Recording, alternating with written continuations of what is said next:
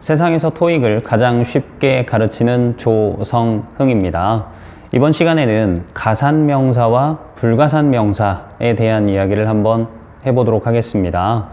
명사는 셀 수 있는 명사와 셀 수 없는 명사로 나뉘게 되는데, 셀 수 있는 명사를 가산명사라고 얘기하고 셀 수 없는 명사를 불가산명사라고 이야기를 합니다. 근데 가산명사와 불가산명사는 내용 자체는 별로 어렵지 않습니다. 그런데 시험 문제를 냈을 때 의외로 많은 한국 토익커들이 틀려요. 그 이유를 조금 이따 설명하도록 하겠습니다.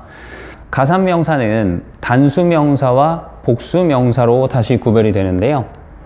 단수명사 그리고 복수명사 이렇게 구별이 되는데, 이 각각의 명사가 기본적으로 가지고 있는 특징이 있습니다. 단수명사라는 건 셀 수 있는데 하나라는 의미거든요. 영어에서는 하나, 둘 이상 이것을 반드시 표현을 하게 되어 있습니다. 그래서 단수명사 앞에는 하나의 의미를 나타내는 어나, 언을 반드시 붙여 주셔야 됩니다. 이 부분을 우리나라 사람들이 잘 놓쳐요. 그래서 조금 신경을 써 주시면 좋을 것 같고요. 그 다음에 복수명사는 2개 이상을 의미합니다. 복수명사의 뒤에는 기본적으로 s를 붙인다 라고 기억을 해 두시면 되겠습니다. 그 다음 불가산명사는 셀 수 없는 명사죠. 셀 수 없는 명사는 앞에 셀 수 없기 때문에 하나예요 라는 표현을 쓸 수가 없습니다. 어나 언을 붙여서는 안 되고요. 그 다음 셀 수 없기 때문에 여러 개예요 라고 말할 수도 없죠.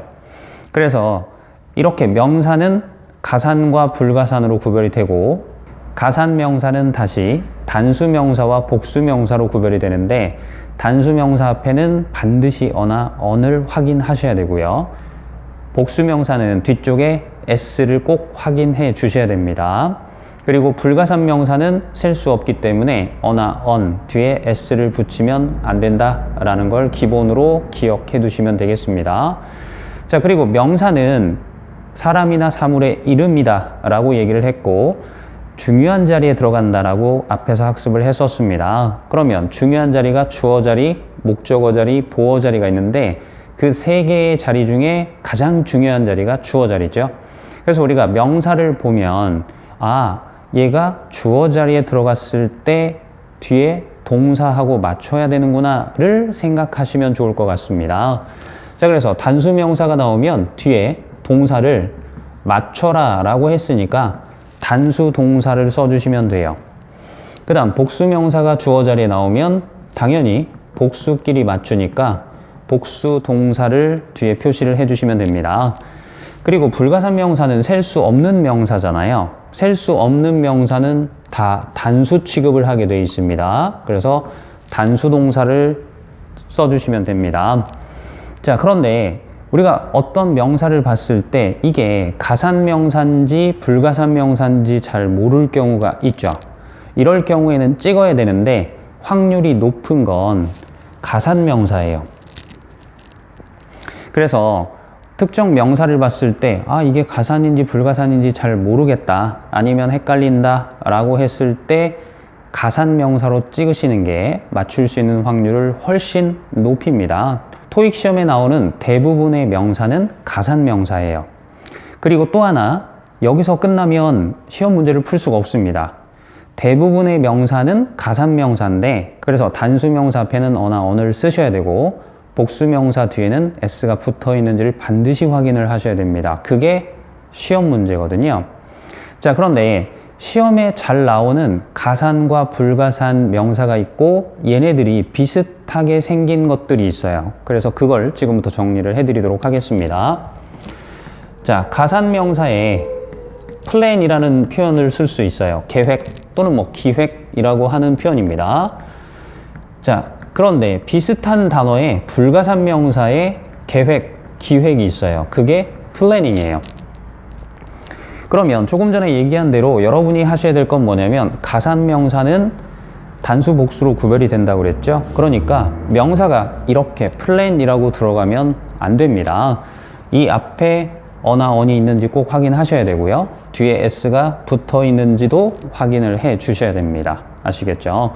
불가산명사는 셀 수 없기 때문에 앞에 어나 on 뒤에 s를 붙일 수가 없으니까 이 형태로 내버려 두셔도 됩니다. 자, 두 번째는 sit, 좌석이라는 표현이 있어요. 그리고 좌석 또는 뭐 가끔씩 좌석 배치라고 해석이 되는 sitting이라는 표현이 있습니다.